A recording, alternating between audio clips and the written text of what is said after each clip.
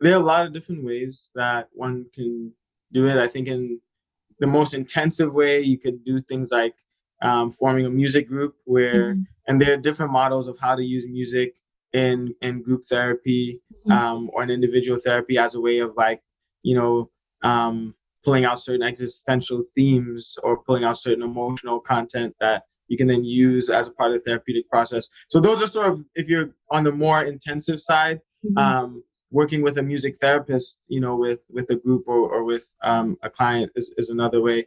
I think things that are sort of less involved um, are having your client make a playlist for certain moods. Mhm. As they listen to certain songs, if they notice that it helps them feel in a certain mood, they put that onto a playlist so that like, for certain people, if they start feeling down, dark, there's kind of like a slope where like if you catch it early enough, then you don't really sink maybe too low. Sink too deep. Exactly. So And basically, so you're trying to catch something before it gets out of. It's much more difficult to control. yeah, and maybe if I have a playlist, of songs I can put on when I start feeling a little down, that can kind of pick me up. That's something that can be helpful. Even things that are even lower stakes. I have a client who I have them doing an exercise where every morning they pick a song that is uplifting, and they just spend the 3 to 5 minutes in the morning listening to that song Mm-hmm. very mindfully. So they're just paying attention to their breath, trying to focus on the words, not letting their mind drift. If it does drift, come back to the words and listening and paying attention to the music as a way of helping them to start to develop like mindfulness skills. So there's a lot of creative ways, that you can bring music into space. One of the things I'm working on a lot is the idea that we can use music to help people develop a mindfulness practice, Mm-hmm. and helping to develop the kinds of music that can help assist people to develop this kind of practice. Mm-hmm. That's awesome. Really creative ways to do the work and to help people help themselves. What does it mean to be a music therapist? Or how might someone, like, why might someone say, so I guess it's a two-part question. Why might someone say, okay, it might be useful for me to seek out a music therapist? Yeah, so music in the most technical sense, a music therapist is someone who, went to school to study music therapy and sort of like licensed and accredited as a music therapist. So usually there's someone who has um, a proficient skill set with at least an instrument, usually the guitar or piano, Mm-hmm. um, and has learned how to work with clients around certain emotional and behavioral goals using Mm-hmm. music. So that's sort of the most, I think, sort of literal sense of what a music therapist is. Mm-hmm. And I think they're very well trained specifically to do this. And so I think for clients where it's clear that music will um, really add to their emotional or psychological goals, having them work with a music therapist specifically can be a really helpful thing, Mm-hmm. especially if one doesn't have sort of musical, skill or proficiency themselves.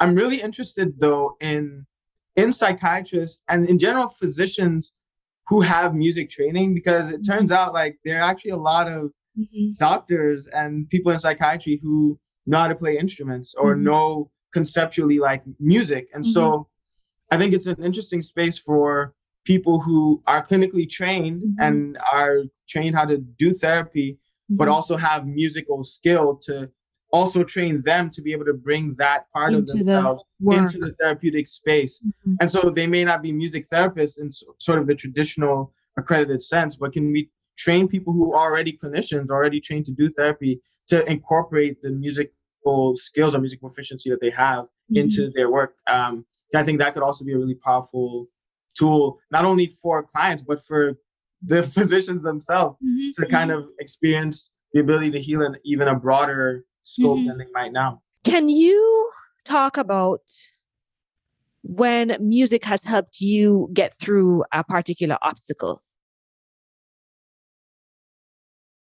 It's always been uh, a go-to in terms of expression. And so I think many times when I don't know how to express what I want to say in words, or frustrations or negative emotions, I can just play, and that will release that energy and express what needs to be expressed without me having to form ideas around it. And it's really powerful.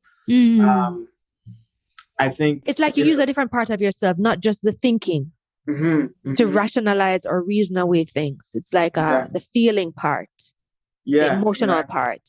Yeah. And that's sort of where a lot of the energy is stored, is in that. And so when you can release that emotion, release that energy, without necessarily having to rationalize it in a certain way, that can be powerful. So that, I think, has generally been a theme in my life. But I think on a broader scale, I think in some ways in the MD-PhD program, I had an identity crisis in a sense, and really trying to figure out like who I was and what I wanted my life to look like, what I wanted my career to look like. And a big part of the breakthrough came with sort of embracing the artist, creative aspect of myself, and kind of integrating that into my quote unquote professional identity, and not just in sort of clinical settings presenting as like this one thing, and then in other settings presenting as something else, but just being like, hey, this is AZA, this is all the stuff that like I care about, and I care about that in all the spaces, and this is just what it is. And it was really liberating, and it kind of freed, I think, me up to be a more authentic and powerful version of myself, because I could bring my entire self into the space in a way that actually, what I found is like it actually supported more, right? Like I think when people kind of know, when you know who you are in a certain way, and you have a certain belief and authenticity in how you present who you are, a lot of people actually will like accommodate to that if it's not harmful to them. And I think sometimes we have these fears about like how people will view us or accept us if we like show up as our complete selves. And there can definitely be challenges, I think, with that. But I think you also can be surprised by how supportive people can be, and help to build community for you, and help to get you closer to your goals. Hey family, if you're finding value in our content, don't forget to like, share, and subscribe. Your support helps us reach more Caribbean immigrants who need guidance, encouragement, and a safe space to talk about mental health. Let's build this community together, because our well-being matters. Hit that subscribe button and turn on notifications so you never miss an update. One love.